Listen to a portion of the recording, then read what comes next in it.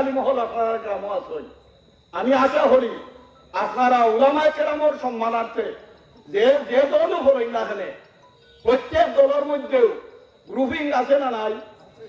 প্রত্যেক দলের মধ্যে এক গ্রুপে আরেক গ্রুপে বালা ভান্না ইলা আছে না নাই?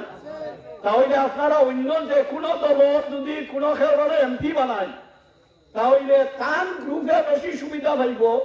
আপনি যদি এই গ্রুপও না পড়েন তাহলে আপনার সুবিধা হইতে না। এটা বাস্তব না বাস্তব?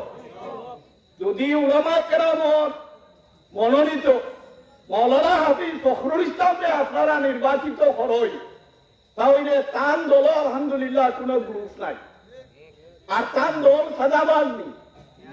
হয়তো আজ পর্যন্ত জমিয়তর কোন মানুষ স্বাধীনতার বাদ থেকে এখন পর্যন্ত কেউ কোনদিন কোন চাঁদাবাজির মধ্যে জড়িত হয়েছে, কেউ কোন হাতি রাহাজানি এটার মধ্যে জড়িত হয়েছে, আলহামদুলিল্লাহ এটার মধ্যে এখন জড়িত হয়েছে না। তাহলে আল্লাহ